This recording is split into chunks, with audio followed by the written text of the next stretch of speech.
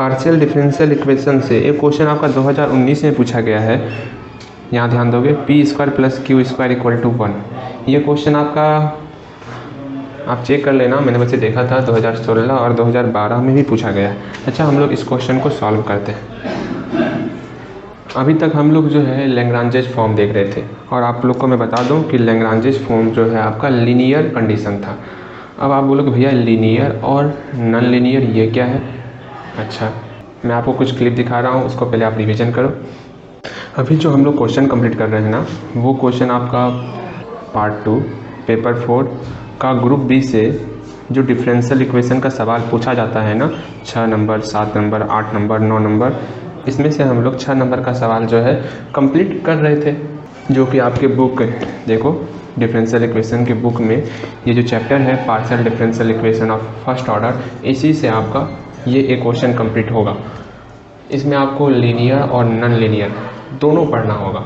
ठीक, पहले हम लोग फटाफट से शॉर्ट में ये रिवीजन कर लेते हैं कि आखिर इस चैप्टर में किस किस टाइप का डिफरेंशियल इक्वेशन का हम लोग सॉल्यूशन करेंगे। चलो फटाफट से हम लोग रिवीजन कर लेते हैं। तो इस चैप्टर में जो हम पढ़ने वाले हैं, पहला लैग्रांजेस फॉर्म में कोई हमको डिफरेंशियल इक्वेशन दिया हुआ रहेगा। अब कैसा डिफरेंशियल इक्वेशन दिया हुआ रहेगा, ध्यान से समझना। P P plus Q Q equal to R के फॉर्म में कोई डिफरेंशियल इक्वेशन हमको दिया हुआ है, तो उसका सॉल्यूशन किस प्रकार का होगा वो जानना है। उसका सॉल्यूशन जो है मेरा फाई यू वी के रूप में होगा। That's clear. जैसे इसमें जो क्वेश्चन आपका पूछा जाता है, एक नज़र आप क्वेश्चन को भी देख लो। ये आपका क्वेश्चन है, कैपिटल पी के स्थान पर X square minus Y Z and capital Q के स्थान पर ये टर्म है एंड कैपिटल आर के स्थान पर ये टर्म है, और ये स्मॉल पी स्मॉल क्यू, जिसको हम लोग जानते हैं जब जेड को एक्स के रिस्पेक्ट में पार्शियली डेरिवेटिव करेंगे तो वो मेरा पी बनता है, एंड अगेन जब वाई के रिस्पेक्ट में डेरिवेटिव करेंगे तो वो मेरा क्यू बनता है। इसी तरह का क्वेश्चन जो है आपका लैग्रांजेस फॉर्म में आएगा। वैसे आप जानकारी के लिए मैं बता दूं आपको, ये आपका लीनियर पार्शियल डिफरेंशियल इक्वेशन है, पीडीई शॉर्ट फॉर्म में हम लोग लिखे हुए हैं इसको।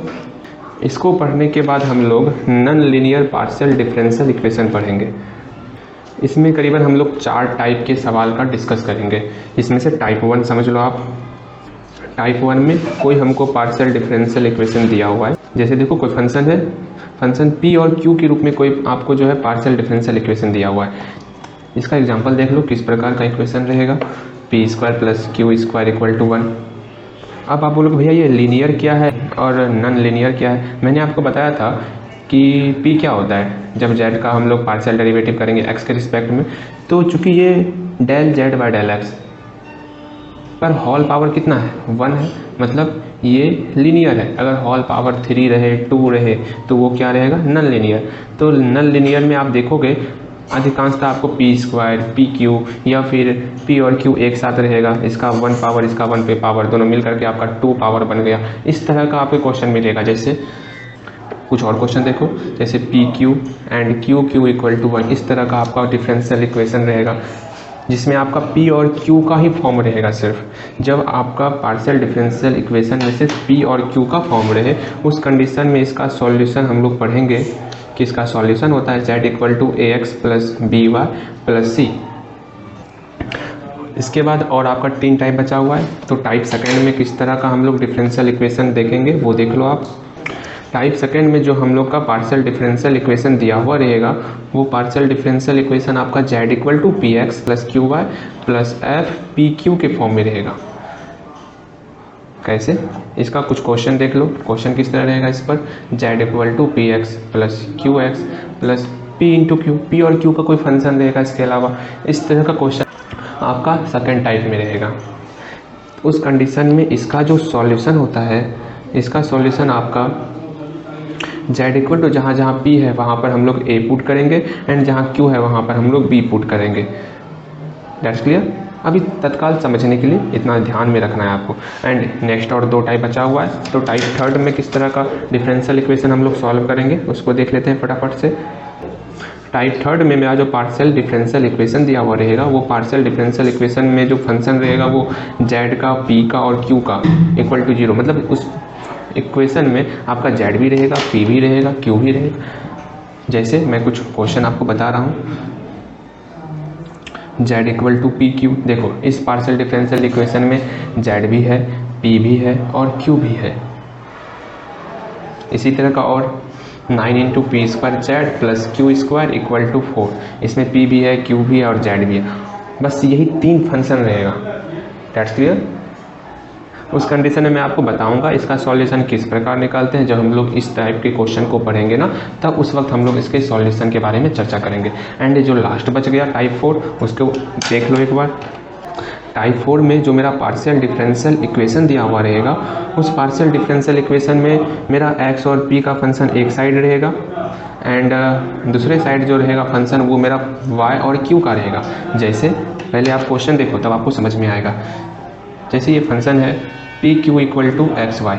अब आप बोलोगे भैया इधर तो हमको एक साइड तो एक्स और पी का फंक्शन होना चाहिए, यहाँ तो पी और क्यू का फंक्शन हो गया, मतलब इधर पी और एक्स चाहिए।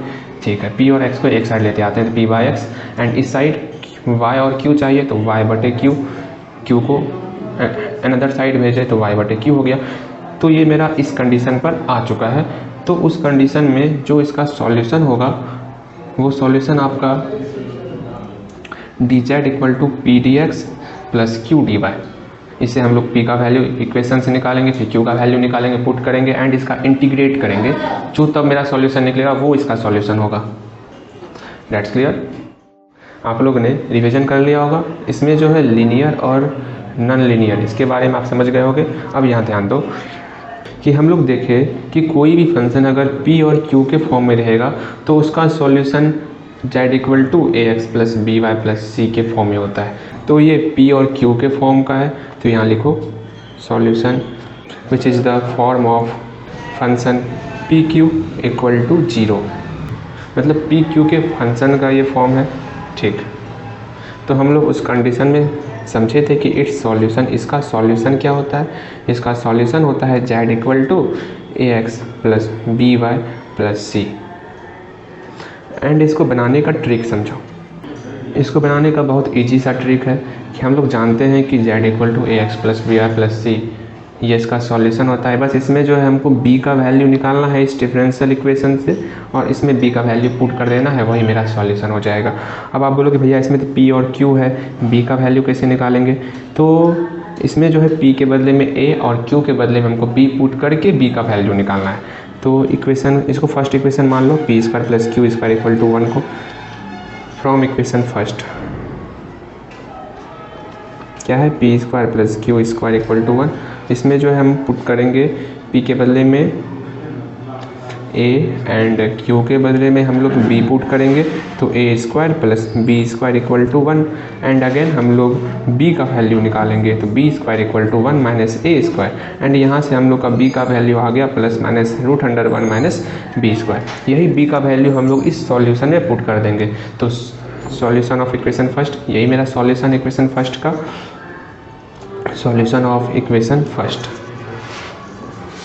तो जो सॉल्यूशन था उसको लिखो z equal to A x plus B Y plus C and again z equal to, अब b का वैल्यू पुट करना है। b का वैल्यू क्या है? Plus minus root under 1 minus A square and y plus C. यही मेरा solution आ गया। कितना इजी है, बिल्कुल इसी तरह बनाना है आपको हर सवाल। अब इस टाइप में किस किस तरह का सवाल रहेगा वैसे मैंने आपको बताया था, एक बार और अच्छे से आप जान लो। P Q equal to P plus Q and again next P square plus Q square equal to 3pq। आप क्या करना, इस सब सवाल को इसी मेथड से आप बनाने का कोशिश करना। ठीक है, आपका बनेगा सवाल। ओके, ये सारा आपका नॉन लीनियर है, बस इतना ध्यान में रखना। और आप जो लैग्रांजेस फॉर्म पढ़ते हो ना, वो लीनियर कंडीशन का होता है। ठीक, आपको शायद समझ में आ चुका होगा ये सारी बातें। कोशिश करना ये सारे सवाल को बनाने का, बिल्कुल इसी मेथड पर बनेगा। ठीक, बस सबसे आपको b का वैल्यू निकालना है। कब? जब p का मान a पुट करेंगे और q का मान b पुट करेंगे। उस कंडीशन से p का वैल्यू a और q का वैल्यू b पुट करना है और इससे जो है b का वैल्यू निकाल कर सेम इसी फंडे से आपको बनाना है। तो आपका ये फर्स्ट टाइप कंप्लीट हो जाएगा। ठीक, मिलते हैं नेक्स्ट वीडियो में।